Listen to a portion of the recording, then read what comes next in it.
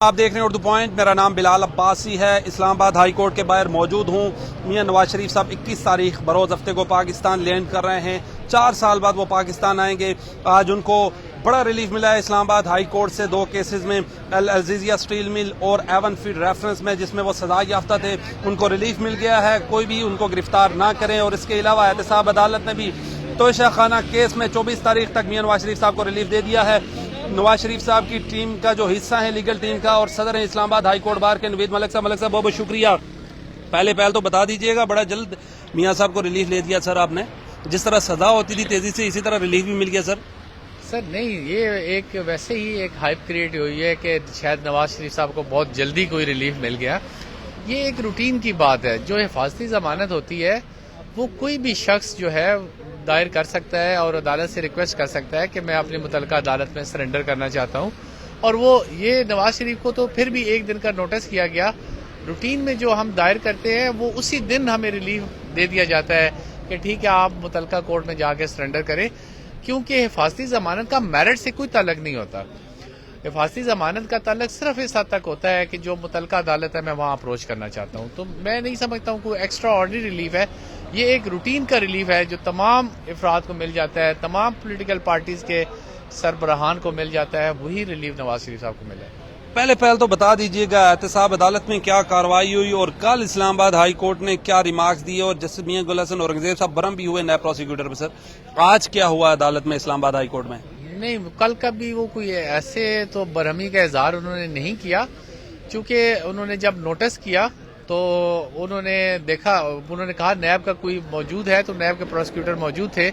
وہ اس وجہ سے موجود تھے کہ جو پٹیشنر جو نواز شریف صاحب ہیں، ان کے جو کونسل ہیں، جب انہوں نے حفاظتی ضمانت دائر کی تو انہوں نے اس سے پہلے ایک ایڈوانس کاپی ہوتی ہے وہ نیب کے وہ سرو کی. تو جب ان کو وہ کاپی مل گئی تو وہ پھر واچ کرنے کے لیے بیٹھتے ہیں کہ اس کیس میں کیا ہوتا ہے. تو وہ اپنی روٹین میں بیٹھے تھے. جب کورٹ نے ان کو بلایا تو انہوں نے کہا کہ ہمیں کوئی آبجیکشن نہیں ہے، اور اس بنیاد پہ انہوں نے کہا کہ وہ متعلقہ عدالت میں سرنڈر کریں. اس حد تک تو ہمیں کوئی اعتراض نہیں ہے. اس پہ کورٹ نے کہا کہ اگر نہیں ہے تو پھر ہم مین اپیل ہی لے لیتے ہیں، اس کو ہی ڈیسائیڈ کر دیتے ہیں. لیکن میرا نہیں خیال کہ وہ اس طرح کوئی سرزنش تھی یا کوئی برہمی کا اظہار تھا. وہ ایک روٹین وائز چلتا رہتا ہے. آج کی عدالتی کارروائی کے بارے میں بتائے گا. جس دن ریلیف ملے ہیں سر 3 بیک وقت. دیکھیں آج کی عدالتی کارروائی میں تو چونکہ کل انہوں نے نوٹس کیا تھا، آج وہ روٹین وائز جو ہے وہ ٹیک اپ کی انہوں نے، اور اس میں انہوں نے اس کو جو پہلے ہم نے جو کیسز ڈیسائیڈ ہو چکے ہیں سپریم کورٹ سے اور اسی ہائی کورٹ کے بہت سارے جو ایسے نظائر ہیں جن میں آلریڈی لوگوں کو ریلیف ملا ہوا ہے، اسی کا ہم نے بھی یہی پلی لی کہ یہ تمام لوگوں کو ملا ہے تو ان کا بھی حق ہے. تو آج تو کوئی اتنی زیادہ پروسیڈنگ نہیں ہوئی، انہوں نے ان کو حفاظتی ضمانت دے دی ہے. ملک صاحب پہلے اس طرح بتائیے گا، اس طرح کا پہلے پریسیڈنٹ سیٹ ہے کہ کسی کنوکٹڈ شخص کو ریلیف مل جائے؟ میں آپ سے قانونی نقطہ بالکل ہے. اس میں وہ آسمان جلال ورسز اسٹیٹ کا کیس ہے، باقی بھی ہے جو ہے. یہ رپورٹڈ ججمنٹس ہیں جن میں کنوکٹڈ کو بھی ریلیف ملا ہوا ہے اور ویسے جو ایبسکونڈر ہیں ان کو بھی ریلیف ملا ہوا ہے.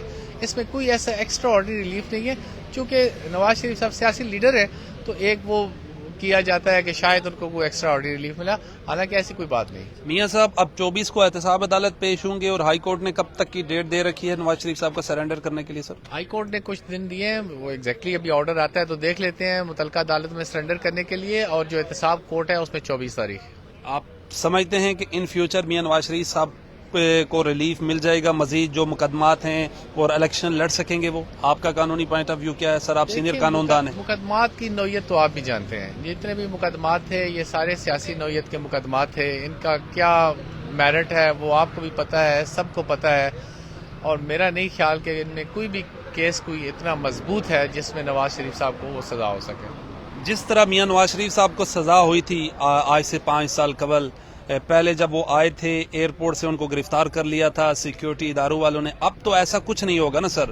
کوئی بھی گرفتار کرنے میاں نواز شریف صاحب کو تو نہیں جائے گا، ریڈ کارپٹ تو مل جائے گی کچھ نہ کچھ. سر دیکھیں ہمارے ملک میں سیاسی حالات جو ہے وہ بدلتے رہتے ہیں، تو وہ دور تھوڑا سا، اب میں کوئی زیادہ اس میں تفصیل میں نہیں جاؤں گا، لیکن آپ کو بھی بہتر پتہ ہے کہ کیا وجوہات تھی جس بنیاد پہ نواز شریف صاحب کو، ایون آپ دیکھیں کہ ان کی مسز جو ہیں وہ کتنی سخت بیمار تھیں، ان کی بیٹی کو گرفتار کیا گیا، ان کو گرفتار کیا گیا، حمزہ شہباز شریف کو گرفتار کیا گیا، باقی لوگوں کو گرفتار کیا گیا.